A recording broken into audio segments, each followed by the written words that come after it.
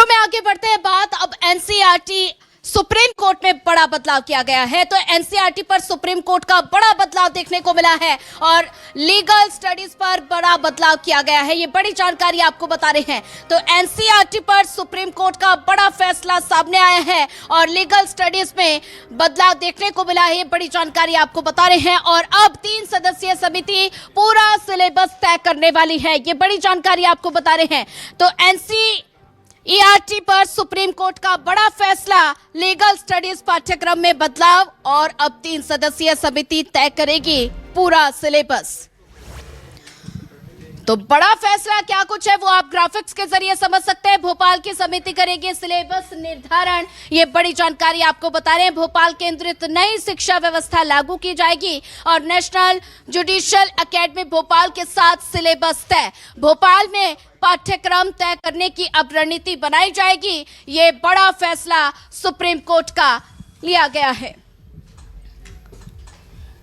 और इसी पर ज्यादा जानकारी साझा करने के लिए हमारे साथ लगातार संवाददाता शबीर अहमद बने हुए हैं। शबीर, बात की जाए तो एनसीईआरटी पर सुप्रीम कोर्ट का बड़ा फैसला सामने आया है और लीगल स्टडीज पर अब बदलाव देखने को मिलेगा, तो ऐसे में क्या कुछ वो बदलाव होगा, इसके बारे में क्या जानकारी?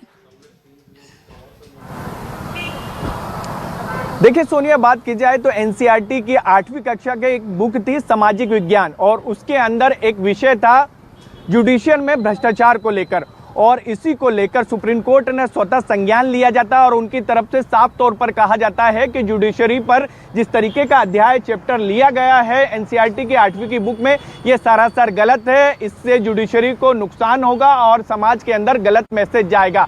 और इसके साथ साथ सुप्रीम कोर्ट की तरफ से यह कहा गया था कि एनसीईआरटी इस पूरे मामले पर माफी मांगे और एनसीईआरटी ने सुप्रीम कोर्ट में पहुंचकर बाकायदा माफी भी मांगी और उसके बाद ये तय किया गया है कि जिन लोगों ने इस अध्याय को तैयार करा था, 3 लोगों की कमेटी बनाकर इस अध्याय को तैयार किया गया था, उनको लेकर सुप्रीम कोर्ट की तरफ से यह कहा गया कि भविष्य में किसी भी किताब के अंदर या फिर कोई भी अध्याय लिखना हो या तैयार करना होगा तो इन तीनों शख्स को इसके अंदर ना रखा जाए। और इसके साथ साथ ये भी बता दें हमारे दर्शकों के, कोई भी विषय तैयार होता है, अध्याय तैयार करना होता है तो एनसीईआरटी के अंदर बाकायदा एक नियम है। नियम ये होता है कि 3 लोगों की कमेटी बनती है, फिर उसके बाद अध्ययन किया जाता है उस विषय पर, फिर एक ड्राफ्ट तैयार किया जाता है और ड्राफ्ट तैयार होने के बाद फिर उस पर अध्ययन किया जाता है, फिर फैसला लिया जाता है इस बुक को लागू करें या फिर इस अध्याय को लागू करें या नहीं करें। फिर उसके बाद मार्केट में आता है बच्चों के लिए पढ़ने के लिए, अभ्यर्थियों को पढ़ने के लिए। लेकिन इस पूरे मामले में बात की जाए तो अब सुप्रीम कोर्ट ने जो फैसला लिया उसके बाद यह है कि अब देश के अंदर कभी भी जुडिशरी के विषय पर कोई भी विषय अध्याय लिखना होगा तो उसको लेकर मध्य प्रदेश की राजधानी भोपाल में